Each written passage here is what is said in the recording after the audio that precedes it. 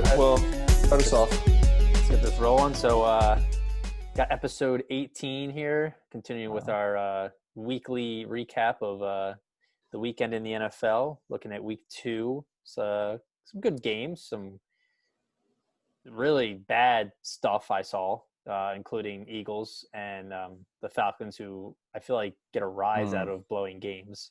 Yeah, that was bad. But yeah, I mean, obviously the Eagles are concerned, so we can start with them. Yeah, let's talk about our Philadelphia Eagles, who My first thought is week 1, I wanted to blame the offense more and said, you know what? All right, the defense they gave up a lot of points, but yeah, they weren't that bad. If Wentz didn't throw those 2 interceptions, this defense sucks. This defense is a problem. That was an ugly, ugly performance. I think no preseason and the weird OTA stuff definitely affected that, because it just looks like nobody knows what they're doing. I've never seen so many blown coverages. I definitely think linebacker is a huge concern. I've never thought Nathan Gary was a starter on this team, and somehow he's starting on this team. Honestly, I'd like to see that kid they drafted in the 3rd round. I forget what his name is, Taylor or something. Oh, the linebacker from Colorado? Yeah, the really raw guy. I'd like to just throw him out. Like, he can't be worse. You're talking about no offseason. Has no idea what he's doing. This guy doesn't really know football that well. My 2 biggest problems with the defense was, one, I agree. They just look like fools out there. Like with McVay's offense, he just does all those, motions, play action, rollouts, and they fell for every single one of them. I lost count on the amount of times that Jared Goff rolled out, and one of the guys would leave the receiver, and there would be 2 of them chasing Goff, like he's Lamar Jackson or something. No wonder he was career high for 17-17 to start the game. They were wide open every time. Well, I saw, I think it was Adam Kaplan said that an NFL exec told him that Jim Schwartz has one of the most predictable defenses in the league. Of course.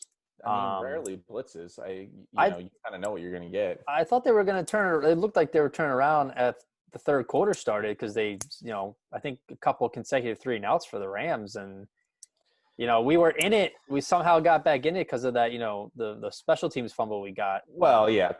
Honestly, if Cooper Kupp doesn't give you a touchdown, that was a blowout. Like they just probably. It looked better than it should have been. At no point should we have been close to them. And yeah, we were going to take the lead, and then went through a crippling interception. That needs to stop. That's where I'm just confused. What if he just doesn't look comfortable? I don't know. Last year he was doing so much. He was phenomenal last year with terrible receivers, and now he's got better receivers and 2 healthy tight ends, and Miles Sanders back, and he's still just throwing checkdowns. And I mean, he looks better getting rid of it. Definitely wasn't holding on to it. I don't think he was sacked at all. Yeah, but I mean, I agree with you there. One of the moments that killed me, though, is they were in the red zone and Wentz threw the ball away twice. And I was like, good to see. He's throwing the ball away. Love it. In the red zone, 2nd, 3rd down, one of them involving a wide open, I think it was Goddard in the middle of the field. Like, this guy's killing me. You just, like, in this moment, I would prefer if you didn't throw the ball away. Like, we're so close, ready to score. We really need points. And now you're throwing the ball away, and you're throwing it away with wide open men in the middle of the field. Like, it blows my mind. Yeah, that was bad. I didn't like those I never liked. I forget what his name is. The one guy used to be a former linebacker or whatever. I've never heard of him though. I don't like those announcers, but it was funny when they were. He was like, "Oh wow, Wentz had nothing there, so he threw it away." And then he's like, "No, I got to correct you on that. He had Goddard wide open." And then they showed it. I was like, "Holy shit!" Well, because my first reaction is like, "Wow, good job, Wentz. You're throwing the ball away. Not ideal position." But then you see that, and you're like, "Really? That's when we're throwing the ball away with wide open people in the middle of the field?" I feel like every year though he starts out like he hasn't been this bad, but I feel like every year he starts out kind of errant and like off until he gets his timing down. But I mean, I was like listening to some things today, and a lot of people were saying like his feet don't look as good as, like, he's not really setting his feet right, and he's forcing throws, and I don't know. I was uncomfortable, and I mean, I know I don't get it. I know the offensive line's like pretty bad, and losing Simon is going to hurt. You're just losing. I mean, this is now he's out for the year, right? I didn't. I mean, he's out for a good bit. I mean, unless Doug was teasing me on the press conference, it definitely sounds like he's definitely. Doug said he's out for a while, but it's just you're starting 5 in before all the injuries for your offensive line this year, 4 of them are now going to miss time this season, and it's week 2. I want to say they should make a trade for a lineman, but I don't think they will. And if they do, it'll no. be for like some depth player, not a starter. I need to see more from the rest of the team because I'm not just going to trade a guy that on a season we're looking at like 7 and 9 at best. I know, but I don't know. I mean, we're already running out of bodies. That's what I mean. So I don't know. One positive. Since we were getting our ass handed to us, I was, kind of trying to watch individual players. Very happy with Darius Slay. He looks good. You're not worried to say, yeah, but what about the other free agents that brought in? Didn't even see Hargrave. Did he play? Was he still hurt? Couldn't find him. I think he was in and out, but yeah, he wasn't. I feel like Malik Jackson played better week 1 than Hargrave did, but I feel like, well, yeah, he did, but then Malik Jackson didn't do much week 2. The Rams don't have this immovable force of an offensive line, and our D-line struggled heavily against them, all game. I think they're surprisingly better than I thought, the Rams. They're very balanced. I don't know. I think they have 2 of the best players at their positions in Donald and Ramsey, but Jackson beat Ramsey on a couple throws. So, for the most part, Ramsey took Jackson out of the game. I was impressed with Rager, though. He is my lone bright spot, I think, on the whole game. Rager looks pretty good. He took a shot. The other thing is, I'm like, Wentz just lays people out to die frequently, especially across the middle. Always, like Goddard looked like he was going to be taken out of the game at one point. But he always does it. Like, you're talking about a team that's constantly hurt, and you have a quarterback just sacrificing his wide receivers. Like, do you want him gone again? He doesn't have an issue with that. He just loves sacrificing. So yeah, it was Slay looks good. Maddox looks okay. I think he's still getting adjusted to starting, and then Mills. Plays a stretch, and so I'm not really picking anyone on that defense. Yeah. They gave honestly, Roby Coleman points. Didn't play great in the slot. Roby Coleman sucks. I think he's better than he played, but I was disappointed with how he played last week. A game against the Rams, that is like the ideal game for Roby Coleman. They have 3 solid wide receivers. They love the inside game. It's his former team. If there was one game that I thought he was going to earn the money we gave him, it would have been this game, and he looked awful. They just abused him. The middle was there were plays where the middle was open and there wasn't a single defender anywhere to be found. I don't know what Jim Schwartz is doing. Are you kidding me? I was surprised to see anyone in coverage anywhere near anyone. Goff over here setting career highs and completion to start a game. It's amazing. Right. But yeah, so Slay and of course Miles Sanders looks great. He looks healtty. Just kept giving it. That fumble is brutal. He looked great the rest of the game, but you can't. The fumbles. That really was a crippling moment. We could have drove down the field, scored, and then get right to him. But this is a thing we've said with the Eagles probably since Andy Reid's tenure is run the ball more, and they still will never do it. But he had 95 yards on 20 carries, and he had like 30 receiving yards or something. I think Doug ran the ball pretty well. I thought he focused on the run game. When it's more, they were down by so much though. You had to start passing, and that's the problem because the defense can't stop a nosebleed. Yeah, but Sanders was getting 5 yards on first downs. Like he was. Yeah, but when you're down by almost 3 scores, you got to pick it up. You can still do no huddle and run down the field by doing runs, Yeah, but defense and run game go hand in hand. If you can't stop anyone, eventually you're just going to have to start passing to keep up. And I thought they stuck strong to the run game for the most part until they started losing that lead. But so this Sunday they're going to go against the Cincinnati Bengals, who are 0-2 as well, who look bad, but they have some bright spots in Joe Burrow and Mixon, and their defense looks a little suspect, though. By a little, a lot. They're not a good team. No. So this will tell us a lot about the Eagles because if they go out and play a close game against the Bengals, I'll be concerned. And if Wentz doesn't look good, I'll be concerned. And if they lose, I would say the season's chalked because you can't go 0-3. They lose to teams like that. Yeah, they're done. They're in trouble. This is a give-me game. Yeah, because looking at the schedule after that, we have San Francisco, Baltimore, and Pittsburgh. They could easily be 1-5. Or they could somehow turn this around, make their adjustments, come out of this 3-3, hopefully. If you can't beat Washington, you can't beat Cincinnati. You stand no chance against the other teams. Yeah, so we'll see. Listen, they could pull it together as they get healthier. You never know, but I won't count them out. I mean, I was feeling pretty good about the Rams game because I was like, they usually win these games when the pressure's on. Yep. They just, blew up in my face. But Eagles under Doug Peterson haven't started hot in the beginning of the season, so I'm not, like I said, as long as they beat the Bengals, I'm not going to be too worried yet. There's concerning things, but from what I'm hearing from them, like they don't seem. It seems like they understand what the problem is, which is good. Like Wentz seemed pretty confident and like he's like, I know what I have to fix. Like, I mean, he says that every game, but yeah, but there's a lot of problems. Like Wentz isn't going to fix the defense. Yeah. Wentz isn't going to fix the backup offensith line. I think Jim Schwartz came out and was like very adamant that like, I made some mistake. I was like, I need to get some things adjusted. Oh, that was just awful. Everyone was just out of play. I mean, they missed an ungodly amount of tackles, but you can't kill Schwartz on. But they looked like they were constantly just out of place. No one knew what they were doing, and it's just for every one of McVay's tricks. We're supposed to have this unrunnable defensive line, and yet the unknown running backs are getting 15-yard carries on us. Like I was really disappointed with the especially Hargrave. I definitely want to see more to be excited, but it is his first game, so we'll see. Cox had some good flashes though. He looked good. I mean, I don't know if I say good. He looked good for a play. But yeah, so that's our take. How was our win-loss for this week? All right, so we can go into that. So, like I said, week 1, I was 11-5. You were 9-7. We had a pretty strong week. I was 12-4, and you were 13-3.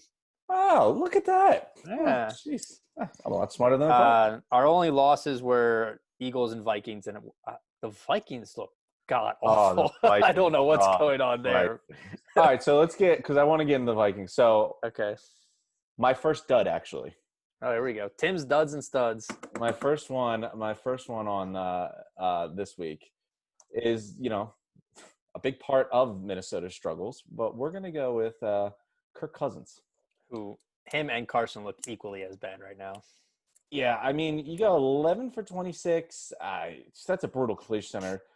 3 interceptions, 113 yards. Like, that's pretty – 0 touchdowns? 0 touchdowns. Yeah, there was none of that is salvageable. Kirk Cousins, you have nothing to build off of on that game. I don't think the Colts are really that great. I think that's a game they should have won. I expected them to win. I think, you know what? I think what's a big problem with him is, he didn't throw the ball a ton. I mean, 26 times is a lot, but I think he misses Stefanski. Stefanski knew how to get the best out of Kirk Cousins. And one, it was Dalvin Cook was your lead guy, and you ran the offense through him. Obviously, Diggs is gone, but I just really think the game plan's a little different. It looks like they're trying to go more like lead with Kirk Cousins, and he's not that guy. He never was that guy. Stefanski knew this well, and he built an offense where they had a ton of weapons around him. Diggs is gone, but, you drafted Jefferson. He's not going to fill the shoes of Diggs right away, but you still have Cook, you still have Thielen. Rudolph's there. They just, the offense line's definitely taking a hit, but Kirk Cousins, man, you're really not. This wasn't an elite defense you went up against, and you just poo-pooed all over the place. Really disappointed in that game for him. Yeah. What else you got on the studs and duds? All right, so the next one, this one was a personal one. This one cost me my fantasy game. Oh boy. I was winning all day, no issues in sight. There was no way I was supposed to lose this game. Starting in my, number 2 wide receiver, filling in for Chris Godwin. Very unfortunate. He had a concussion, so he was out for me. Team still went off. Like, I was cruising. Had a Monday night matchup, had Drew Brees throwing to one of his own wide receivers. I was like, double the points, double the fun. Yeah. Raiders defense is hardly one that like the Legion of Boom. Michael Thomas isn't playing, so I could have probably caught 5 passes from a Hall of Fame quarterback with, no one else to throw to. Emmanuel Sanders was the biggest free agent addition for the Saints in the offseason. He was the one that was supposed to take the offense to the next level. You have Kamara, you have Thomas, but who's after that? This guy puts up a goose egg. I was so mad. You know why? Because I was so mad. The last drive, complete garbage time. They're down by 2 scores with like a minute left. He caught a pass for 18 yards. And I didn't even want the 2 fantasy points I got for it. I was like, you clown. I wanted you to deal with the 0 because you gave me a 0. Brutal. I ended up losing. I can't understand how, you have a Hall of Fame quarterback, and he just who else is he throwing to? Like everyone might else have got a been pass. might have been the worst game I've ever seen Drew Brees play. He did not. Yeah, that one. Yeah, he also, don't get me wrong, Brees definitely killed me too in that matchup. But I just couldn't fathom that Sanders got one catch, and it wasn't until garbage time at the end of it. He did nothing, seriously nothing. He got 3 targets. Michael Thomas isn't playing. He gets like 20 targets a game. I know you're not Michael Thomas, but that's Drew Brees. He'll find you. Get open. Yeah, yeah. And we were hyping up the Saints defense for this year, and they look brutal right now. They do not look good. Yeah, that was tough. Bad coverage. Even Jenkins has had a rough game. But how bad did Raiders? I know. I was impressed with the Raiders. I'll give Gruden that. I'll give Carr too, because You hate Carr, and he played a hell of a game. I will. Yeah, he played very well, and I was impressed because they were missing 2 of their best offensive linemen too. Brown and Incognito didn't play, and they still, stopped that. Jacobs is a godsend for Carr. Oh yeah, he's someone. He is. You know what? I think you need to do something similar to what I said with Cousins. Is they gave Dalvin Cook the money to keep him because they know the offense runs through him. Dak's the same thing with Zeke. Having an elite running back helps your quarterback. It can make your quarterback better than he actually is. I know Cook's still there, but I think the Vikings just need to realize that it has to go through Cook before it goes to Cousins. Yeah, Nick and I were talking about it the other day. He's like, well, now that Saquon's out for the year, like who's going to be moving up that running back board for like our top running backs? I was like, Josh Jacobs is soaring up that board. Like, yeah, Jacobs really is nasty. Good. He's really good. I mean, Sanders looked good too. I would say Jacobs and Sanders are like right behind each other, but I like what I'm seeing with those two. So my big number 1 dud. Oh, and this was Kirk Cousins wasn't number 1. No, he was 3. Look, wow. I know, and Emmanuel Sanders. I was literally cursing his name as I fell asleep last night. Didn't make number 1 either.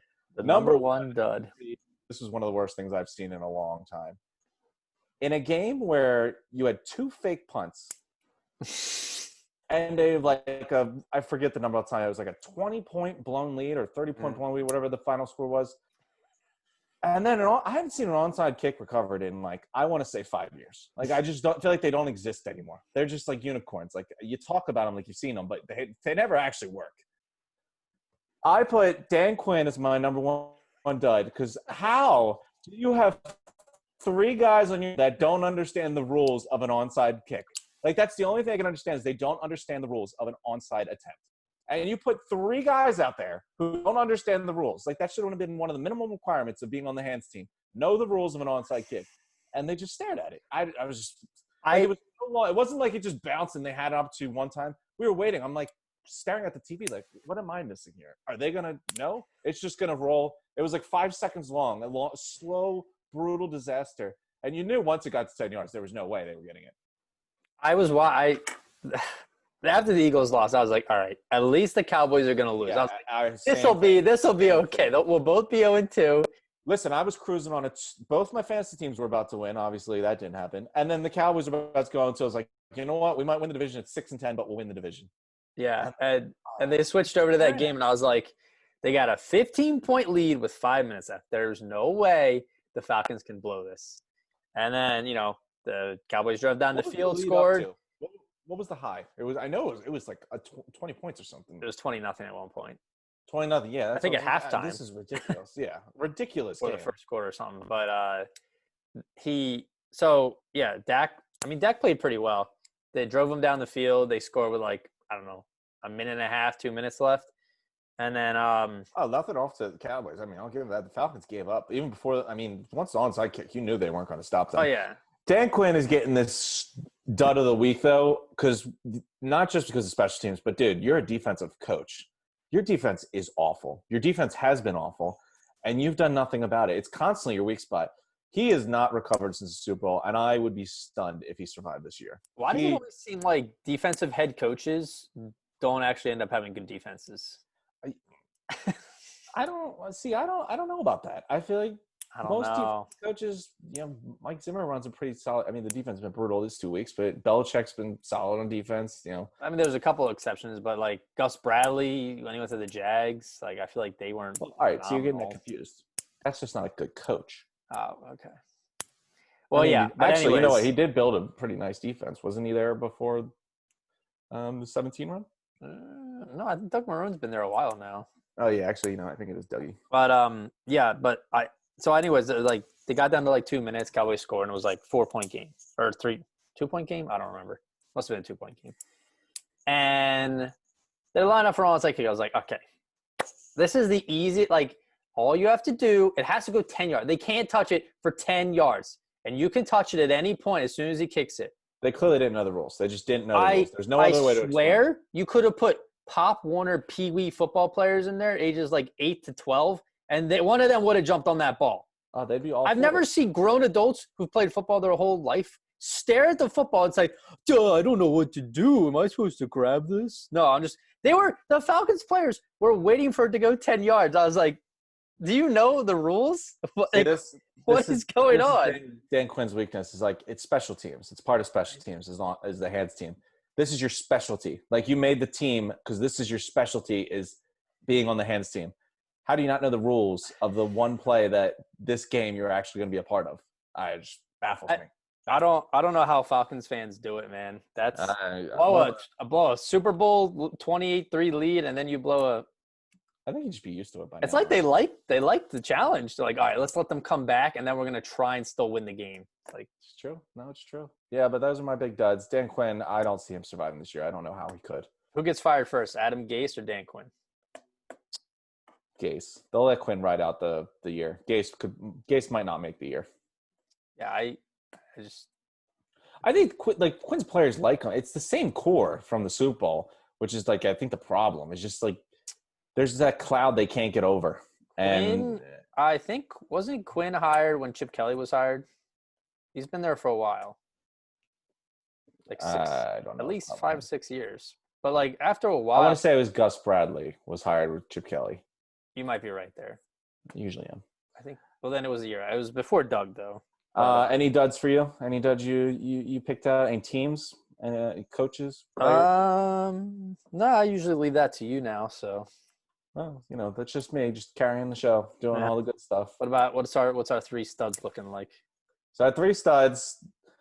I didn't want to put them in here, but one of my other studs was Calvin Ridley, but they lost. So he's a monster. Yeah, I know he is. I was going to put him there, but I was like, you know what? He lost. So imagine having Julio Jones and then like the rising best receiver so far this year. It's pretty good. No, he's been very impressive. Wow. Brandon Workman just giving up a 2-run home run in the bottom of the 8th while we're up by 1 run. Just gotta love the consistency and his ability to blow just games. I was told that. Oh, wait, hold on. I forgot it's a doubleheader. So, it's over. That was a walk-off. I was like wondering why they're all coming out to home plate. Wonderful. Oh my god. Hey, what a freaking. Well, before today, they were I think 7th in the East. No, they were 8th. Oh, with 8th. Yeah. Unbelievable. Because you know what? It was tied. I forgot the rules, and the Phillies actually took the lead in the top of the 8th. They were up by 1. And then, Workman just dinger. And the guy that starts on second base. Yeah, I was told that I think it was 70% of their losses were blown saves. 70%. Doesn't even actually surprise me a little bit. That's insane. They're awful. They're horrible bullpen. Oh, they better find bullpen help, and they better fucking sign JT Realmuto. That's all I don't think they're signing JT Realmuto because they're idiots, and they're going to get outbid. Or they're going to pay out of their brains for him. Because I think the Mets are going to park a Brinks truck and bring in Realmuto. Now they got this new owner. This guy's going to treat the Mets like the Yankees. Didn't our owner say he was going to break his fucking wallet? No, but this guy's actually going to break his wallet. He's got like a stupid amount of money. I don't know why he's the best catcher in the game. Why won't you fucking pay him? Because they're stupid. Because they traded one of their best pitching prospects. It was Sixto, right? Yeah, for a 2-year rental when your team sucked. Your team was not ready to compete, and you got JT Realmuto on a rental. But whatever. We digress. Okay, back to football. I still had all the anger from the duds left over, so I'll hit you with my studs now and give you some good stuff. All right, what are our studs looking like? So this guy I had to include, he was actually a part of my fantasy disaster because I played against him. Mm-hmm. Huge win. Monday night, obviously I said that, he bumped Ridley off, mostly because of the win, so I gave him extra points. But also, you know what? He had a hell of a game. Target times, 12 receptions, a $103, and a touchdown. He's legit. I mean, Darren Waller, he's good. Hold on. I just saw a post about this. I'm pretty sure he is second in the league in receptions. I could believe that. Now, here's my thing. So I feel like for the longest time, the best tight ends in the NFL, you know, with Gronk out, has been Kelsey, Kittle, and Ertz. Mm-hmm. I think Mark Andrews and Darren Waller are making a case to break into that elite tier. When you talk about elite tight ends, Waller and Andrews are as close as you can get to elite, I think, this season at least. Waller, if he keeps playing like this, I think he could end up being the best tight end this year because I mean, he's the number one wide receiver. His speed, his hands, his height, like you can't cover him. He's a little more athletic than Kelsey, I think, and he's not the best blocker, but he doesn't have to be though. That offensive line's legit. They don't need him to block. Yeah. He's the number one, receiving threat. He's like our number one wide receiver playing tight end. Yeah, he's a beast. He's good. I mean, it was a big win for them. Good. I was very impressed actually with their showing, especially against the Saints, and he was a big part of it. He is like him and Jacobs. It's a nice offense they're building. They got a great offensive line. Even Aguilar had a play. Aguilar, yeah, you look good. He was like, "Where the hell's this speed been?" Yeah. He's dashing all over the place. But yeah, Darren Waller got the first stud. Second stud. I don't need to check my list. Actually, you would think there's only 6 things I have to remember, but I don't always remember them. So is Darren Waller number 3 or number 1 stud? Number 3. I go, okay. I'm gonna give you the best and then work my way down. You said build up to the excitement. So number 2 is excitement and then goes down. Jeez. All right. So I went with this guy. I was actually watching a lot of this game. Great game. He bonus points because he just went out and was trash talking, got in the face, was not backing down at all. And you're talking about easily the best in his position and arguably the best defensive player in the NFL, defense player of the year last year. Young guy, DK Metcalf, had one hell of a game. Yep. And bro, I was watching a good portion of that game. I watched most of it. DK Metcalf, he had Gilmore, I think, on him majority of the night. From all the big plays he had, that huge touchdown. Oh, that touchdown was beautiful. Got Gilmore beat. Gilmore makes the last effort, laying his whole arm on his 2 arms like that, and he just brings it in. It just doesn't matter. Like, this guy, you got to punch him in the face for him to actually flinch. You're not going to get him with a little bit of contact. He only had 4 receptions, but he had 92 yards and a touchdown. Yeah. He's a big play. All I could think is, and I know that we all have 20/20 draft vision when we look back at things, but at the time, I almost punched a hole when they chose to take Whiteside. The Eagles took Whiteside over Metcalf. Uh-huh. The way I looked at it is they had the same problems. They both had a little drop issues, but one was a super freak of an athlete, and the other was J.J. Arcega-Whiteside. I would have taken the super freak athlete. I don't know why you wouldn't. Who wouldn't want the super freak athlete? If you're going to take 2 big guys that have occasional drop issues, take the super athlete. Yeah. I mean, I think that's never getting down far, getting any separation from Steph Gilmore 50 yards downfield. That just will never happen. He'll probably trip over his own feet before he even gets down there. I will say, though, I've seen a lot of quarterback throws. Russell Wilson might have the prettiest deep ball I've ever seen. That one to what was it, David Moore, right by the pocket. Oh, that throw was on great footwork. Money. Oh, that was beautiful. Give it off to Cam. Cam looked great. He had a nice little toss to I think it was Edelman. It was like a deep pass that he just lofted right in there, and Edelman brought in. Edelman balled. I was impressed. I thought he was maybe just a Tom Brady, being his best friend and number 1 option for a while, just made a career out of it. But he looked great. Edelman looked incredible out of that. There were a couple of plays where it looked like Cam was holding on to the ball too long. He was going to, have to scramble or do something, and then took his time, looked through all his progressions, and found an open receiver. I was like, okay, Cam. Cam looked great. I was very impressed, especially the way he ran it. And I said this when the Patriots signed him, it's a great move for both sides. The Patriots need him to be, if he's healthy, Cam, he doesn't need anything around him. When he was on the Carolina Panthers, when he won the MVP, there wasn't superstars all around him.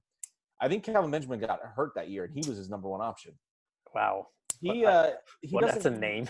Yeah, he doesn't need weapons, and the Patriots sure as hell don't have any weapons. Tom Brady needs weapons because he's no mobility, and he's not the athlete, and he's older. Yeah. Cam doesn't need them. If Cam is healthy, he's his own weapon. He's his own offense. I'm very impressed with him. Wilson obviously was amazing.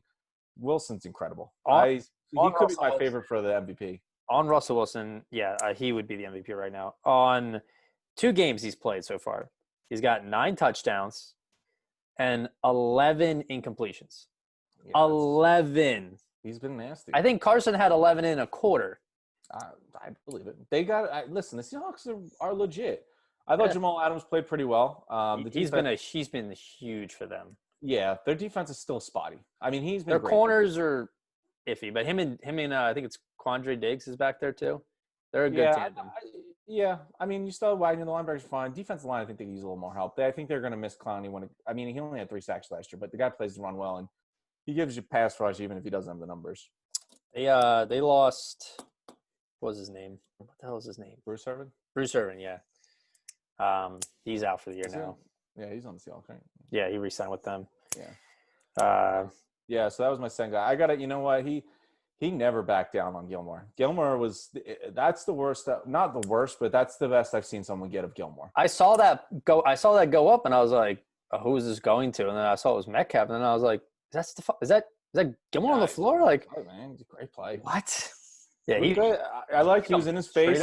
He took the trash talk and gave it right back. I was impressed. He's a star. He's just a star waiting to happen. He's probably going to be the number one. I like Tyler Lockett a lot, but Tyler Lockett's not DK Metcalf. They're good. Deadly. Metcalf's the big physical guy, and then Lockett's the speedy little. It's a great mixture, yeah. Yeah, they're good.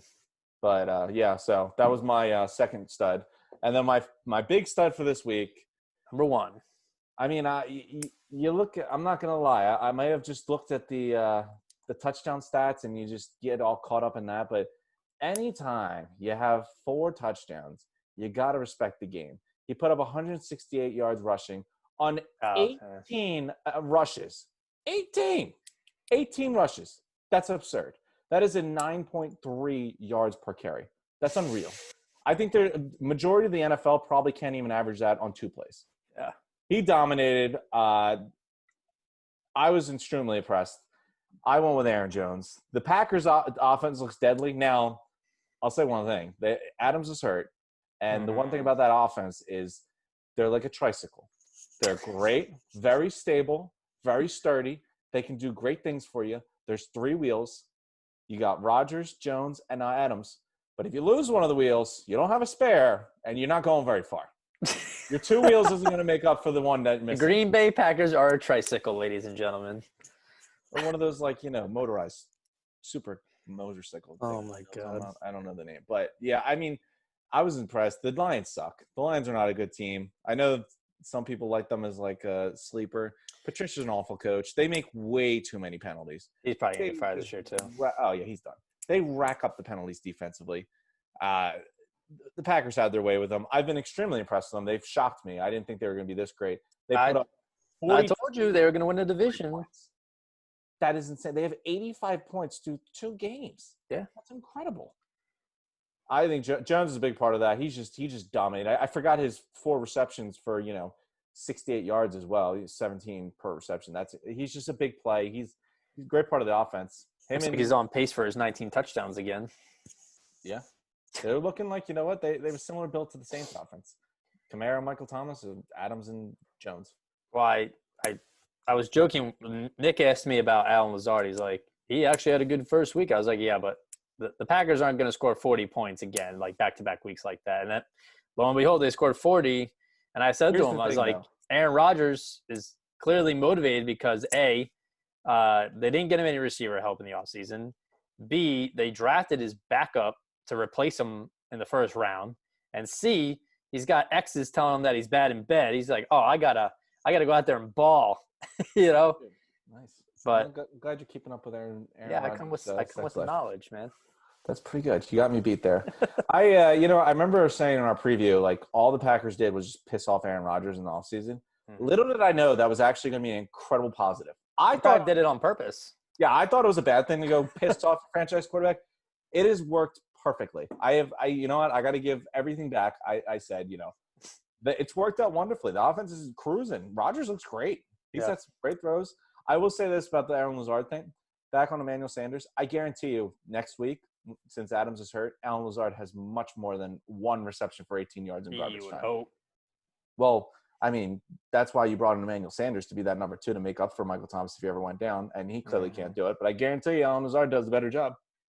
Actually, while we're on that topic, speaking of players that went down, this was, according to Adam Schefter, the biggest, the most amount of injuries he's ever seen in his time spent with the NFL in week 2.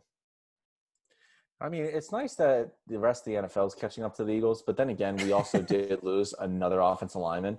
Yeah. So I really feel like we're just ahead of everyone, and they're, it's hard to keep up. So, I mean, we had Nick Bosa torn ACL after the year. That's brutal. And his other lineman on that same San Francisco line. Yeah, Thomas. Yeah, that's going to be tough. He's out for the year too. I know. The strong suit of their team last year was the depth at defensive line. They just rotate healthy guys all game. And, you traded Buckner and you lose those 2 injuries. That's tough. And then you had arguably the 1 and 2 picks in most fantasy drafts, Saquon Barkley, torn ACL, out for the year. That's brutal for them. And I think they lost Sterling Shepard too. I told you the Giants are bad. I hear everyone saying, "Oh, I want to pick up Dion Lewis for fantasy this year." Like, why? I thought he was still on the Titans. I didn't know he was even on the Titans. If the non-human Saquon Barkley can't stay healthy behind that awful line, Dion Lewis will be disintegrated. There's just no way he's going to survive. Yeah, and then the other guy, McCaffrey, has a high ankle sprain, and that's an injury that could last you all year because you can reactivate that pretty easily. He'll probably, I'd say 4 weeks. Pretty sure Odell had a high ankle sprain last year too. So did Saquon. He came back. Drew Lock got manhandled by the Steelers defense, which arguably looks like one of the best defenses right now. Oh, well, it is the best defense in the NFL right now. He has a sprained AC joint. He's going to be out for quite a while. And then they lost their best receiver, Cortland Sutton, torn ACL. Jimmy Garoppolo had a high ankle sprain, and so I think the running back had like a knee injury. Mostert. Like you said, Devontae Adams is a hamstring.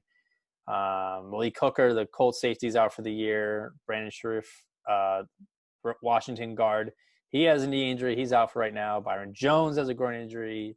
Like there was more too. I think there was like 25 like starting players who got injured. It was a bad week. I know. I listen. I believe it. Any other games that we missed that you wanted to discuss? What are your thoughts on the Browns? Browns, they looked better. I don't know. Listen, they won a game they had to win. I will say the city would have burned if they lost that one. Oh yeah, I will say that hands down is the best running back duo I've seen in a long time with Chubb and Kareem Hunt. They could literally never throw the ball. Just run it with those two, and they would win games. I honestly listen. I said this was Stefanski. That's what he did with Cousins. He knows what he's doing. An elite run game is a quarterback's best friend. Let Baker run the same offense that Dak and Kirk Cousins thrived in. Let the really running back go, and they pass from that. One other game I was going to get to, I think was a surprise game, even though they ended up pulling it out. Very surprised that the Chargers managed to take the Chiefs to overtime. Surprised that the Chiefs only they ended up with 23 points, but for the most part, they didn't look crisp. I thought, Herbert went out there in his first game. Like I say, he was great, but he looked pretty good. I think Anthony Lynn is about to lose his job. I don't know what you're talking about when you say Tyrod Taylor is your starter if he's healthy. What about Tyrod Taylor gets you excited? You know exactly what you're going to get with him, and it's not very good. I will argue that Fitzpatrick is a much better option. The Dolphins are a similar situation, but Fitzpatrick is much better, can actually win, and Tua is an injury risk, and it'll probably help him to lean off on bringing him in too early. Yeah, I think Tua should sit and watch for this year. With Herbert, though, he's a 4-year he's a 4-year player. He stayed his senior year. You have no fans. This might help his confidence, just playing in an empty stadium. Clearly, I mean, I was losing my mind when they decided not to go for the 4th and 1 in overtime, the Chargers, on their first possession. That was – like, dude, what are you doing? You actually think that Patrick Mahomes is not going to get a field goal? I know your defense has played really well, but you're an idiot to think that Patrick Mahomes isn't going to get his team into a field goal. Oh, yeah. Playing with house money, no one even expects you to be in overtime. Give your rookie quarterback a big moment, a big time to shine. Let him see what he does. It'll help him. These are pressure situations that a rookie needs. And to not even give it to him was just – I don't understand. Anthony Lynn is going to be the coach that gets fired and watches Justin Herbert and the Chargers become a good team. If he wants to stunt the development for Tyrod Taylor, then you're just going to lose your job, and someone else is going to build the team that you could have built. I don't understand what the weight is. After what he did, week 2 against the Chiefs, that's against the defending Super Bowl champs. Like, let the guy go. There's no reason to sit him. Tyrod Taylor's not good. You're not going to. I think over the years, though, that the Chargers have they've played the Chiefs pretty well. Like they played Mahomes pretty well. Still, it was your rookie quarterback's first game. Like you were not supposed to be anywhere close to competing with them. No, yeah, they played well. I thought they did good. I just think it's something. I mean, I know you lost, but it's definitely a game that the Chargers can build off of, and let your rookie be a part of that. Yeah, I mean, my just biggest takeaways was Falcons once again blow a huge lead. Eagles did not look good, and then the Raiders just, surprise. I mean, the Saints didn't look like the Saints, but that's not to give them an excuse. Like the Raiders, their offense needs Michael Thomas. Apparently, Emmanuel Sanders is my fantasy team needs Michael Thomas, so he better get back in there. Well, I hear you that. Well, Emmanuel Sanders is getting the hell off my team, so let's put it that way. All right, I think that covered most of the games I wanted to talk about. I was surprised that the Jaguars made a game with the Titans. They actually put up 30 points, and I've been very impressed with Gardner. Jags have looked decent. They have. I've been surprised. Josh Allen looked good again. I mean, it was the Dolphins, but he won again, so I can't complain. Josh Allen has the most passing yards in the league so far this year. I know. 2 weeks. Very interesting. Other than that, I think all the other games went as expected. So you want to go on to week 3 predictions? Yes. Let me let's start off with our power rankings first. So we're just gonna do our top 10, but we'll do a special one for the Eagles. What do we feel? We like them at what, 25? I still think that's generous. 30, 31, right in front of the Jets. Yeah, they look. I'm really mad at them right at the moment, but I won't say that they're worse than the Jets. That would be just foolish. Yeah, I'd put them in the mid-20s. But so number 10, we're gonna go with the Raiders, who are 2-0, looking good, flying high so far. Then at number 9, I think we agreed on the Arizona Cardinals. They haven't played great teams, but Kyler's looked good in his second year now. D-Hop is leading the league in receptions. I mean, they put up 30 points on a defense that looked Hall of Fame worthy against the Eagles in week 1. Was that more the Washington defense or the Eagles offense?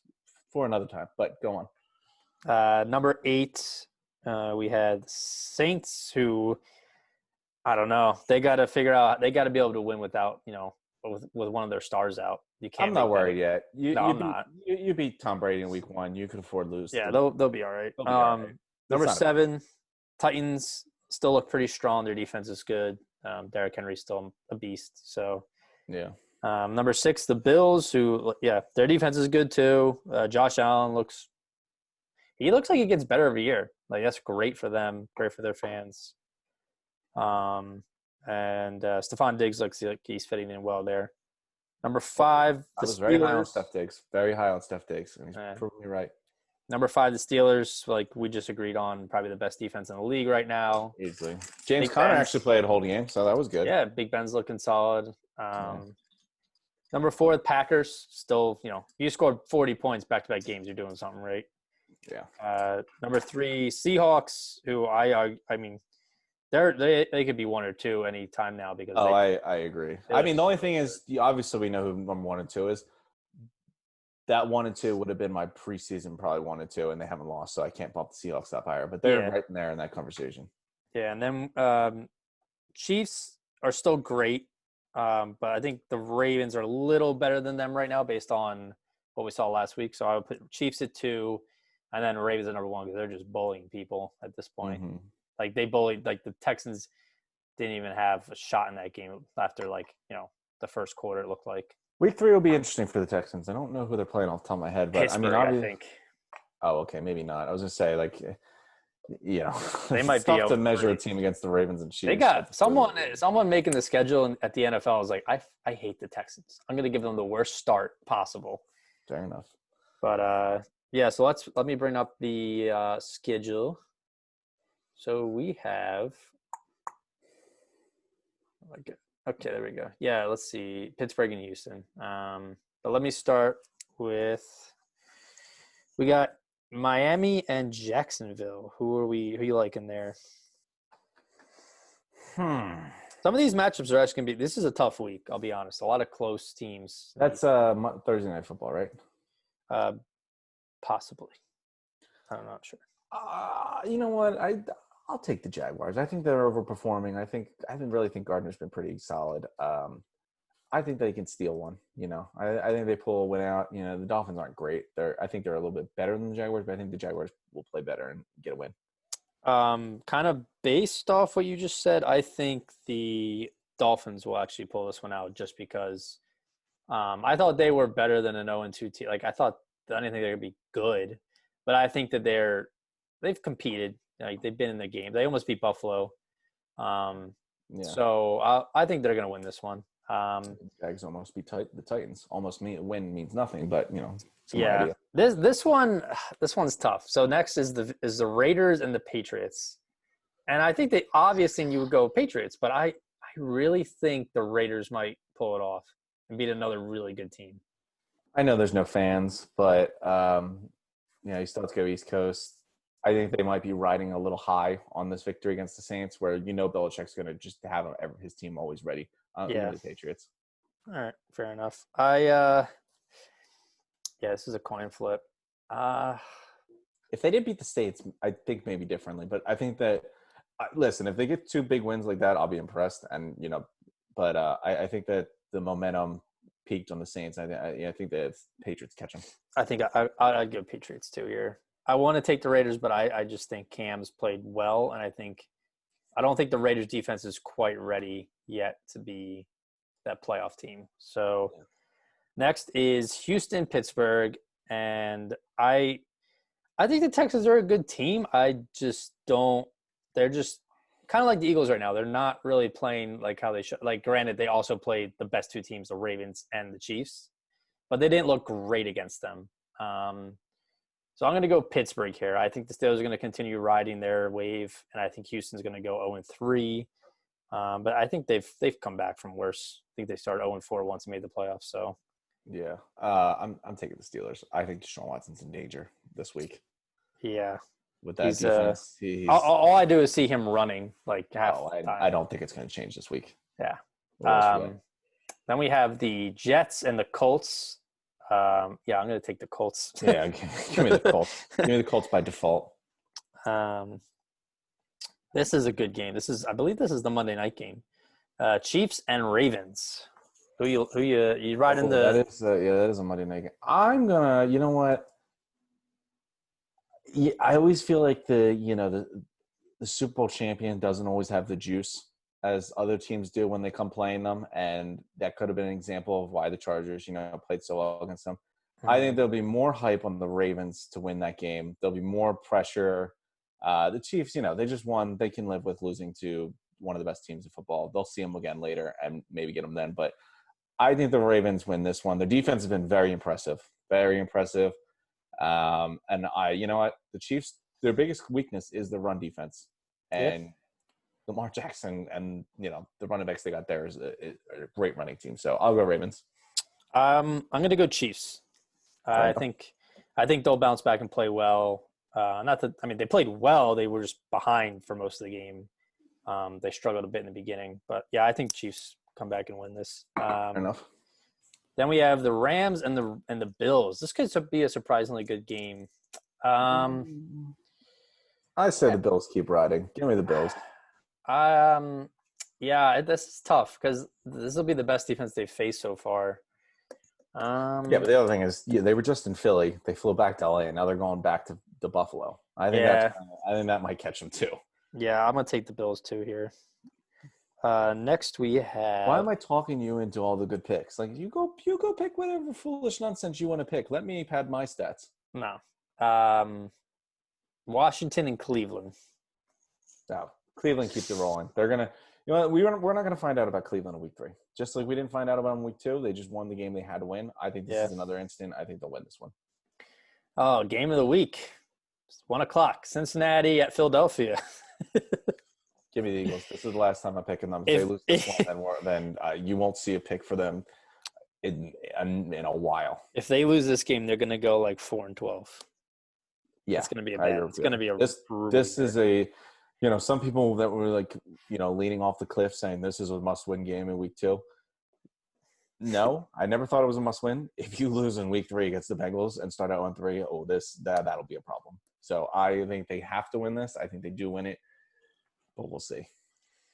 Yeah, I agree. Then we got Titans and Vikings. I have not seen anything good from the Vikings, and I've seen a lot of good from the Titans, so I will go Tennessee. This isn't the week I'm going to think the Vikings turn it around. Give me the Titans. Then we have Chargers and Panthers, and Teddy Bridgewater is actually top 5 in passing yards so far. That's all right. No McCaffrey though. I think he's going to struggle without his best offensive player. From what I'm hearing, is Anthony Lynn's going to start Tyrod if he's healthy. Foolish, obviously, but I would say that the Chargers keep their momentum going, and even though they didn't win last week, they played well. They win. Yeah, I think Chargers win too here. Then we have Tampa and Denver.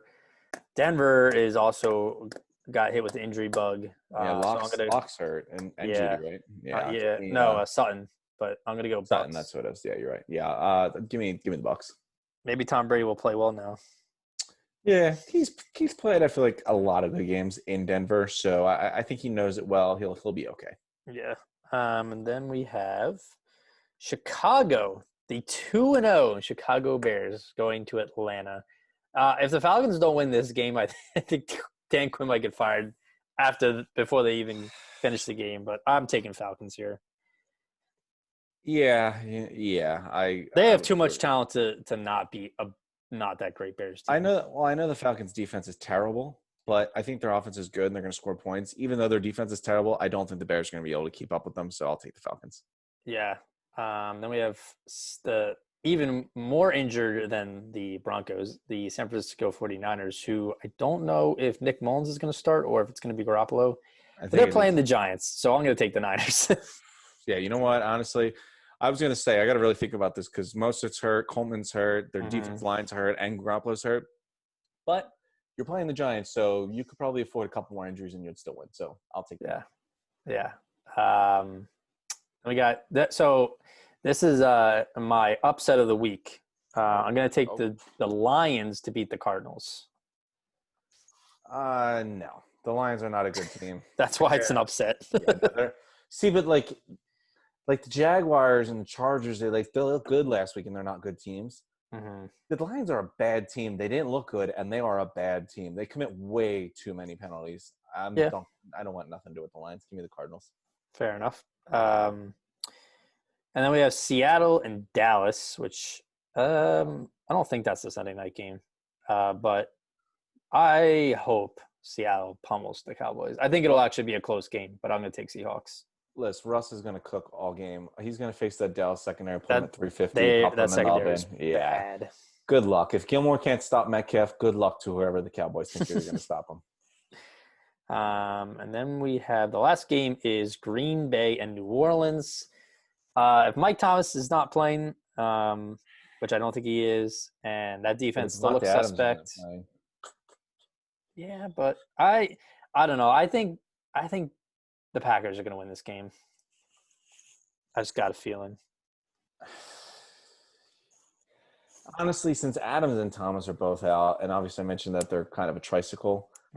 I ripped Emmanuel Sanders apart, and I'm really angry with him. But Kamara looked great on Monday Night Football. You took who? The Packers? Yeah. I'll take the Saints. The Saints need this more than the Packers do. They can afford to drop one.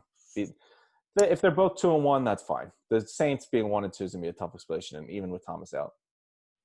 Fair enough. All right, so those are our Week 3 picks. I would say, it's hard to say, but the Colts are probably the safest game to bet on. They're playing the Jets, so. Well, I would just say every week, whoever's playing the Jets, safest.